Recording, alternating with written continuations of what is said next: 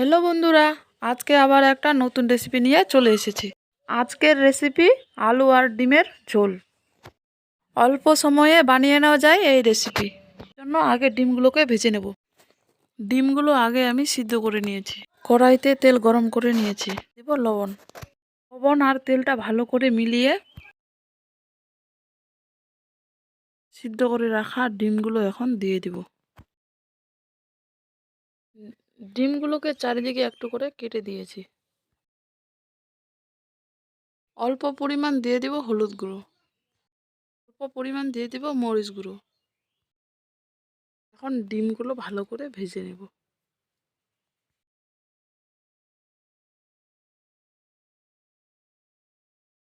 ডিমগুলো ভাজা হয়ে গেছে, এখন নামিয়ে নেব।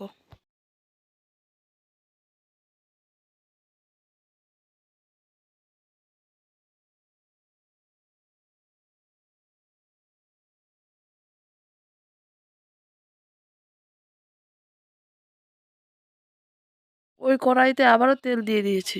সিদ্ধ করা আলুগুলোকে ভেজে নেব। আলুগুলোকে আগেই সিদ্ধ করে খোসা ছাড়িয়ে কেটে নিয়েছি। অল্প পরিমাণ দিয়ে দিব হলুদ গুঁড়ো।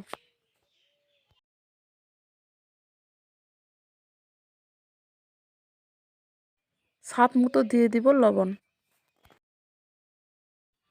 এখন ভালো করে ভেজে নেব।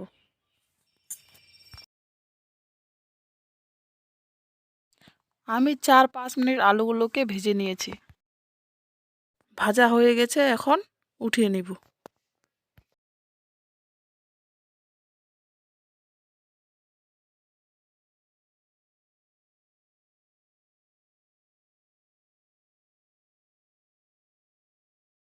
যেই তেলে আলুটা ভেজেছি ওই তেলে দিয়ে দিব ফোড়নে 3টা তেজপাতা।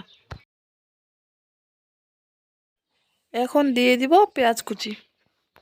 ভালো করে ভেজে নেব।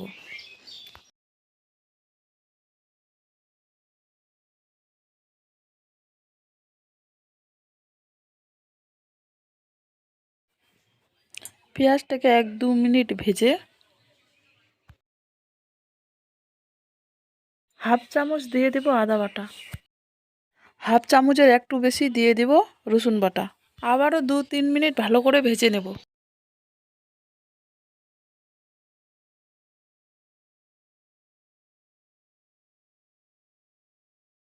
2-3 মিনিট ভেজে নেওয়ার পর দিয়ে দিব 1 চামচ মরিচ গুঁড়ো। দিয়ে দিব হাফ চামচ জিরে গুঁড়ো। আবারও সবগুলো ভালো করে ভেজে নেব।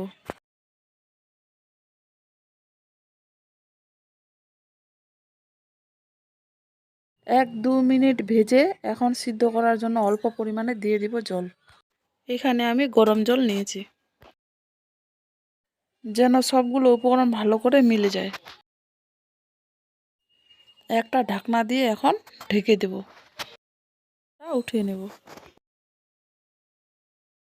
আবারও ভালো করে ভেজে নেব।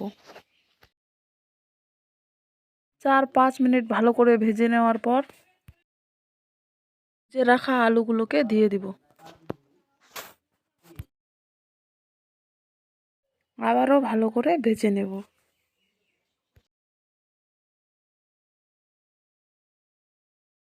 2-3 মিনিট ভালো করে ভেজে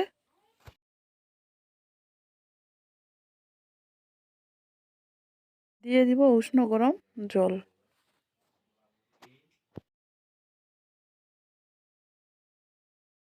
ভালো করে জলের সাথে আলুগুলোকে মিলিয়ে নেব।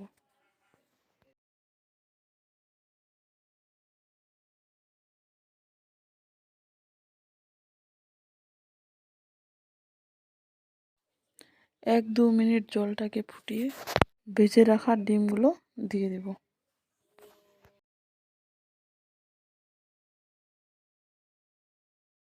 ভেজে রাখা ডিমগুলো দেওয়ার পর হাফ চামচ দিয়ে দেব গরম মশলার গুঁড়ো।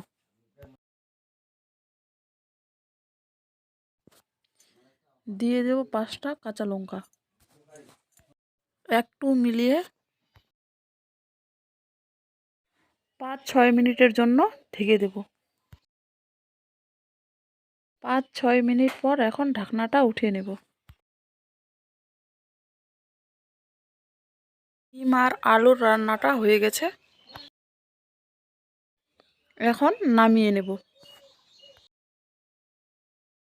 একটা বাটিতে নামিয়ে নিয়েছি। ডিম আর আলুর এই নতুন রেসিপি যদি ভালো লাগে লাইক কমেন্ট শেয়ার সাবস্ক্রাইব করে দেবেন। ধন্যবাদ।